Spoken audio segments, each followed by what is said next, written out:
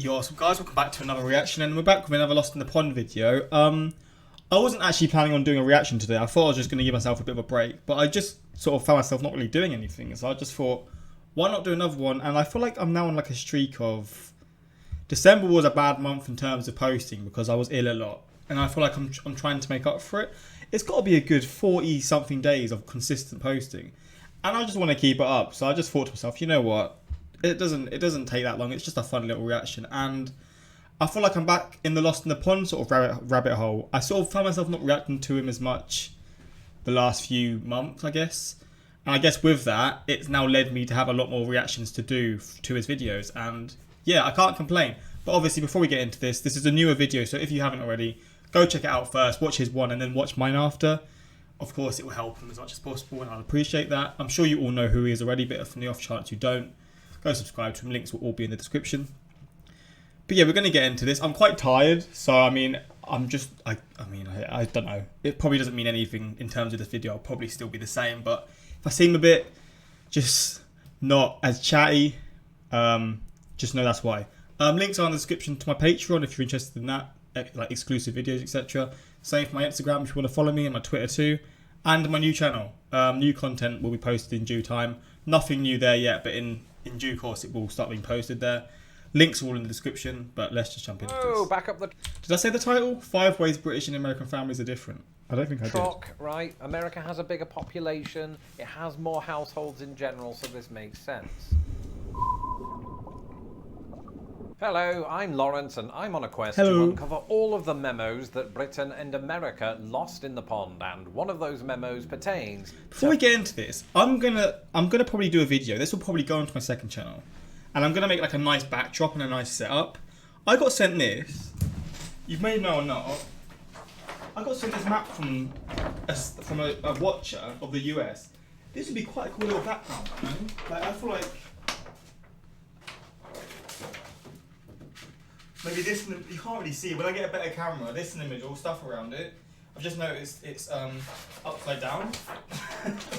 But, yeah, and I mean, I don't know. I just thought I'd talk about that, to be honest. Don't know why, I just feel like because this is an American-based reaction, it just made sense to show it. But, yeah, maybe let me know some things that I could put in the background. I think it'd be a cool little thing to like make a video around making a new setup and stuff. But, yeah, we'll see. A family. You know, there's an old saying in the English language, families, you can't live with them, and there are studies to back me up on that. But as I discussed recently with patrons on my secret stream, there are various nuanced differences between how family life plays out in Britain and America. And as I said to my patrons last Friday, I've experienced the best and the worst of both sides of the coin. And so today, at the risk of alienating everyone in my families, I'm going to lay out some of my observations.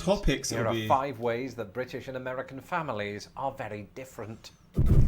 I'm not sure if it's because I'd already seen the extra large size of America's roads and cars and land and grocery stores and everything. Bigger size families? My initial families? impression was that American family sizes were bigger than those of Britain. And, you know, if you don't believe me, watch the 1990 documentary Home Alone. It just felt like my wife's relatives were coming from all... I guess, when I'm thinking of families, I'm thinking of like brothers and sisters and your parents.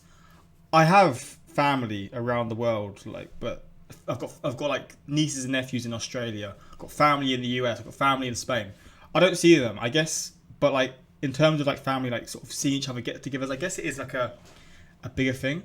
I mean, in terms of family size, it probably isn't actually much. There's not much to differ, but maybe in terms of like doing stuff as a family, maybe all angles, you know, not in attack formation. It's not the 18th century, but their great numbers instilled in me this kind of belief that American households were on average made up of more people than your British equivalents. But was there any truth to this matter? It's not that British families don't have multiple children. I myself have 2 siblings. Well, it turns out there is no ignoring the facts. Over the last 10 years, the average number of person per UK household was between 2.3 and 2.5. So now I've got 2 people, but when I grew up, I had at one point in a 2-bedroom house with 1 bedroom converted, so a 3-bedroom house, but it was a small bedroom. I had my sister, my 2 brothers at one point, and obviously my mum and my dad. Then my sister moved out.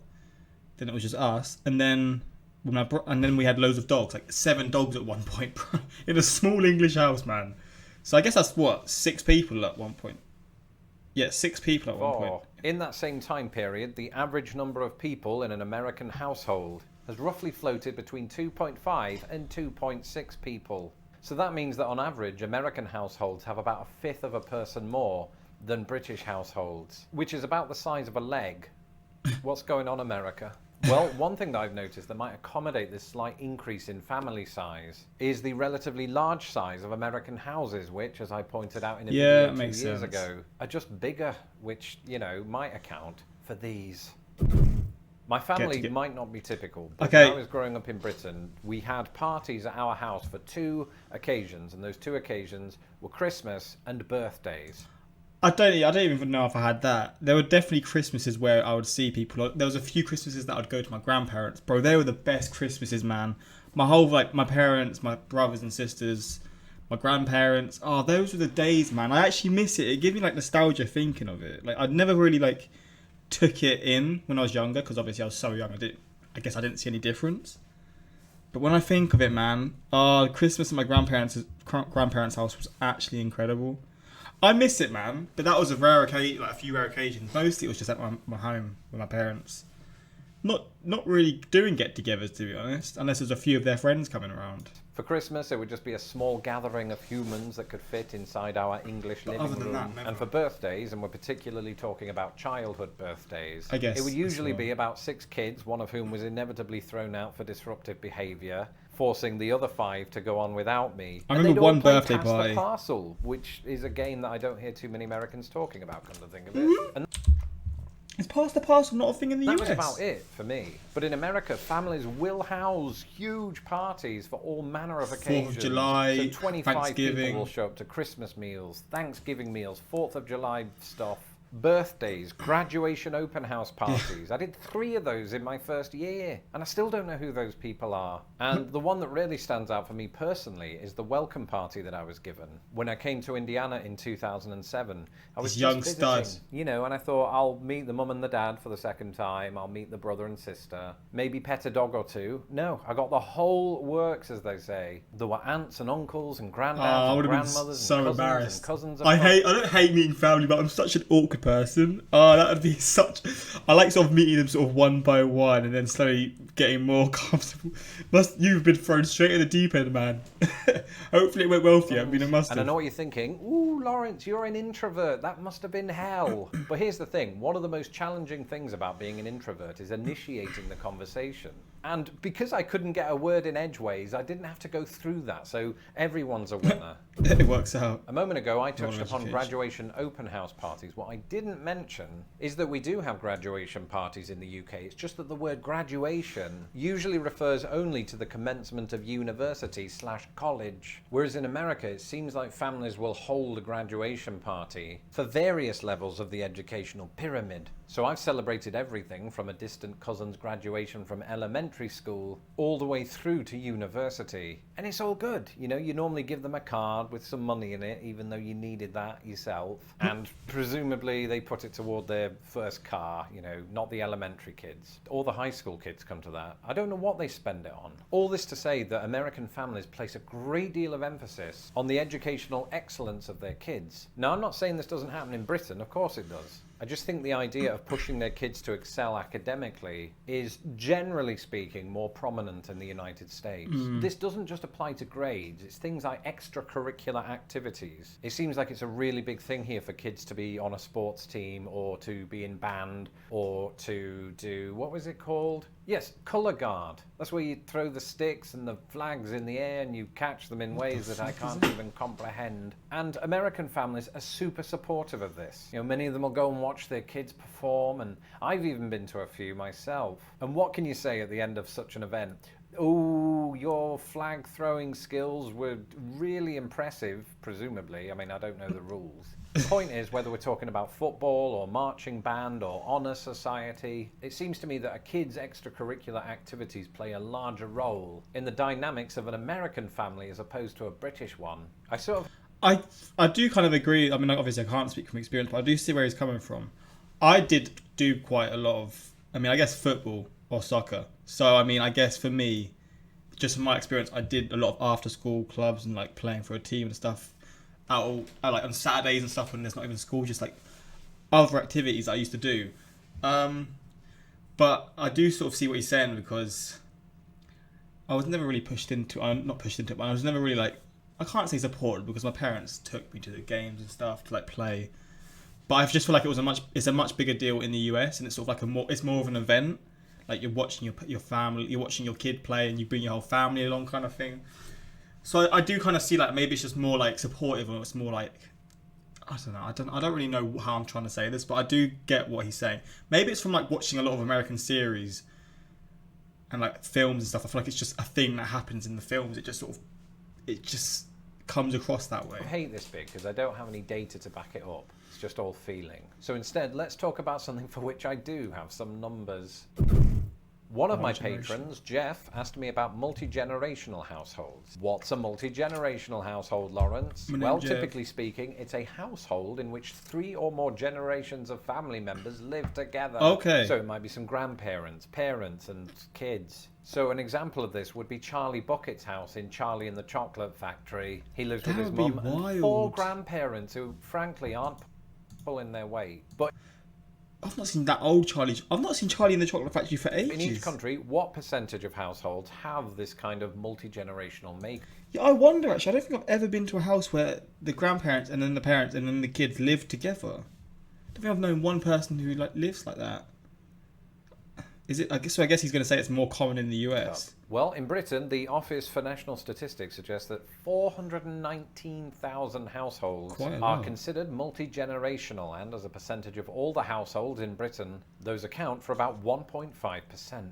In America, it's about 4 million households. But whoa, back up the truck, right? America has a bigger population. It has more households in general, so this makes sense. Still more though, when right? you do account for that differential, 4 million households is nonetheless 3.2% of all American households. Double. So the answer to your question, Jeff, is that it appears that American households are twice as likely to be multi-generational. What do we learn from that? I don't know, but it's an interesting fact. That is a crazy thought. And then there's the terminology, the titles that we use to describe a particular family member. And I don't just mean the word plonker. No, I'm talking about the American mom versus the British mom. And I'm like, mum. Hey, mum. Mum. Or pops versus pops. My old man. I guess that's for it's pops for dad. I've never seen my old man. And pops, I know what pops is, like pops is dad, right? So I guess for me it's just dad, but... My old man. Whereas both Britain and America might refer to their younger sibling as younger brother or younger sister, Americans might occasionally refer to that person as their kid brother or kid sister. In Britain, as with the US, you might hear your parent's parental figure be described as granddad, grandfather, or grandpa. Yeah. But one word that I heard in the Midwest, and I gather is used in the South, is papaw, or variants on that theme. Similarly, in the UK, while we might refer to our parents' maternal figure as grandma, grandmother, nana, nan, in the US you've got 1 or 2 other phrases. You've got Grammy, like the award. You've got grandma, grandmom, grams, and presumably in cahoots with Papaw, you have Mamaw. And that is it for this episode. Let me know in the comments. Why is there so many more words for your grandmas, man? Gotta show some love to the granddaddies out there. If your family has its own quirks, I'm Lawrence Brown. You can follow me on Twitter at LostInThePondUS, and don't forget to subscribe to my channel so that my videos don't get lost in the pond. Like he said, go show him some love if you haven't. I'm sure you all know who he is already, but if in the off chance you haven't seen his channel before or you're not subscribed, links will be there. And at the same time, go subscribe to me if you haven't already. But I wouldn't blame you if you don't. Let's just read some comments. Grammy's here wanting to mention being a US swim mum who sat through swim meets for 16 hours to watch her 3 sons swim a total of 30 minutes. Yes, I owned a Kindle. 2 of the 3 are now parents, and I'm encouraging all sorts of sports, dance, music, debate, gymnastics, and art appreciation. They're now mentioning hosting holiday dinners. Life is good. I had a papaw, a nanny, a paw, and a nana. Then there was Granny, who was great grandmother, and Big Mama, who was 7'2". Wait, Big Mama, who was 7'2" and died at 98. What?